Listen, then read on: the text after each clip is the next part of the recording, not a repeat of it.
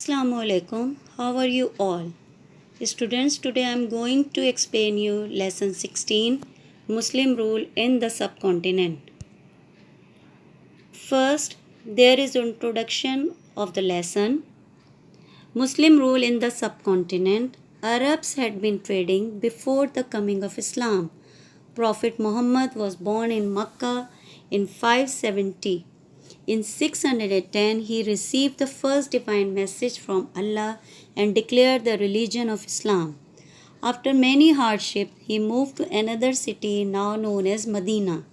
He passed in 632. By then, Islam had spread throughout Arabia, and in the year that followed, it spread further into Africa, Asia, and the subcontinent, and even in parts of Europe. At that time, the ruler of Sindh was Raja Tahir. In 712, governor of Iraq, Hajjaj, sent his troops with young commander Muhammad bin Qasim to deal Raja Tahir.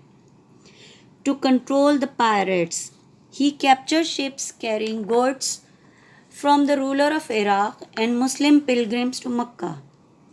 Muhammad bin Qasim not only defeated Raja Tahir but also conquered the lands from Arabian Sea coast up to Multan in lower Punjab. He established a strong government. As a result, many peoples willingly converted to new religion. When the Arabs came to the subcontinent, they took many useful ideas for Indians and spread them to other parts of the world.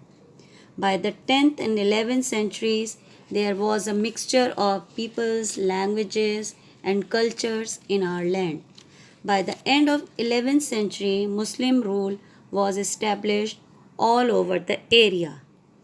Now we are going to the Delhi Sultanate. Afghan ruler of Ghor, Muhammad Ghori, conquered all the northern area up to Bengal. He made Delhi the capital.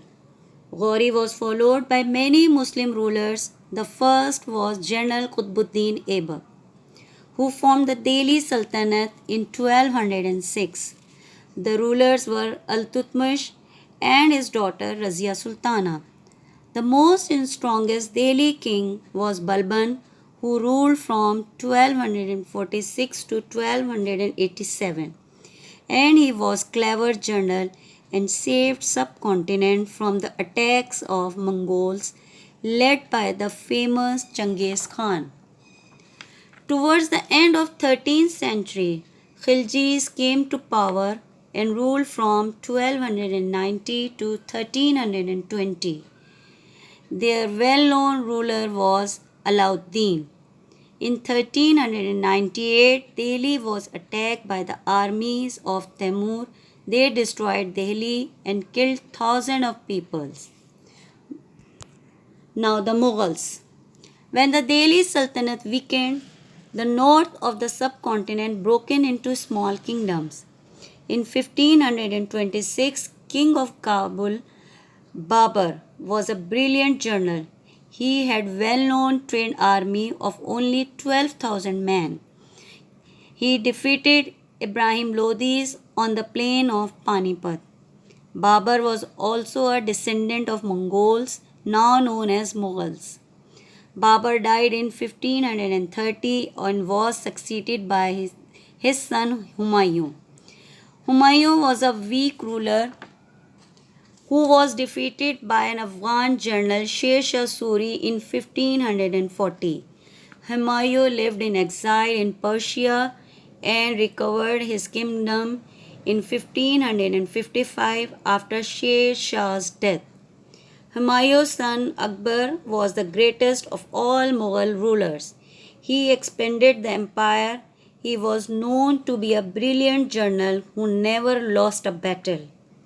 Akbar was followed by his son Jahangir, who ruled after him.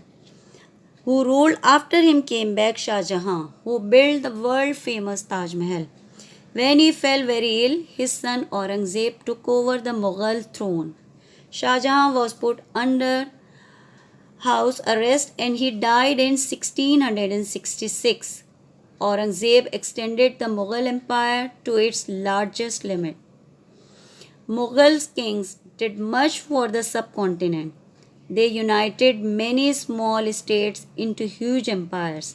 They set up proper system of government and administration. Mughal introduced a marvelous culture to the region. Literature, poetry, music, and art flourished. The Mughals were tolerant rulers. The Mughal Empire was world famous empire. Hope you understand the topic, students. Thank you.